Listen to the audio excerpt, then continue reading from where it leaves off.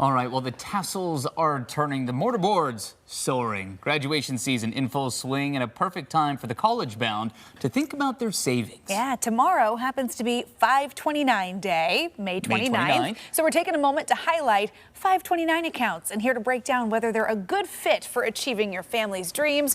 We have Samantha Paulo with Ferguson Wellman. Good morning. Good morning. Good morning. Thanks for being here. Good to be here. So a good preview here for 529 Day. First, let's start with what is a 529 account? What are they used for?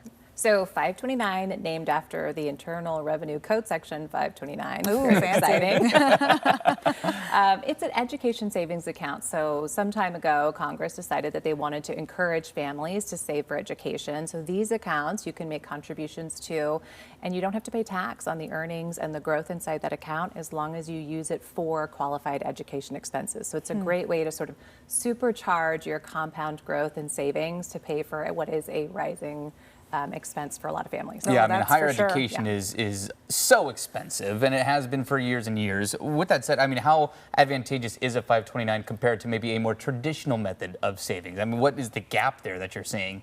Yeah, so if you think about a traditional savings account, you're going to pay tax on interest, dividends, if you're investing in stocks and bonds, when you're selling, having gains, that's going to have a drag on what you're growing, and you're not reinvesting those funds. In a 529 account, over time, you can really see quite a bit of additional compound growth.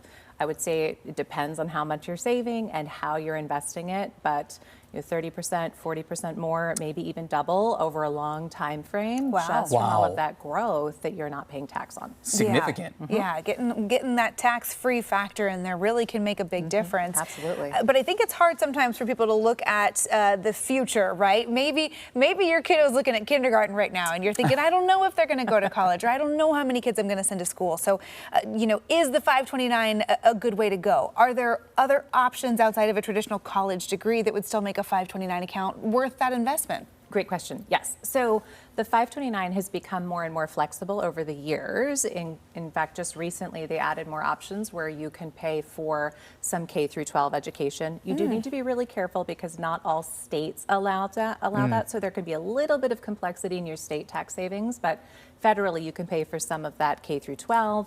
You can pay for apprenticeship programs, you can do some student loan repayment. And one of the things that a lot of folks don't realize is you can change the beneficiary. So if you're saving for one child or niece or nephew, there's really a broad array of folks that you can have 529 accounts for, and that person doesn't go to school or doesn't need all the funds, you can change it to a family member of theirs and pay for their education later on. You can even change it back to yourself. Maybe you decide you want to go back to school in later years and want to use those funds. So there's a lot of ways to get those funds out. Yeah, that's what I was wondering. I was curious about that. If that child chooses not to go to school at all, what happens to that money? Is it possible just to cash out on it, or does it have to be transferred to another cause? You can take it out, but you do have to pay tax on the earnings and penalty, 10% penalty if you take it out for non-qualified reasons. So okay, so a little bit of a heads up there, but nothing. It's not something you want to shove all, indiscriminately fund money into, but be thoughtful about what you think you're going to use those funds for and how much you need to be saving. Well, that's great. That kind of leads into my next question, which was, we have so many different buckets, right, that all need savings, or different places where you can try to allocate those resources. So what should someone's priority be if they're thinking, do I save for retirement? Do I save for education? Can you rank them? So you were talking about airlines earlier, and that is actually the analogy I would use is, when the flight attendant tells you to put your own oxygen mask on before your neighbor or your family member, we are going to always recommend that you're funding your retirement first and your emergency funds, because you're not going to be a lot of help to your kids or that student later on if you have to live off of their finances because you didn't properly fund your retirement. There's also some limits on how much you can put in your own retirement every year, so making sure that you're doing that before you then move to the education funding. But every little bit helps. So even if it's a couple $100s extra per month that you can squeeze out after your retirement and put it into education savings, that can grow over time with that tax-free compounding. Yeah, fascinating conversation to continue to have. And it's never too soon to start saving, never too soon to start investing. So good reminders here. Samantha, always nice to see you. Appreciate your time here this morning. Thanks. Yeah.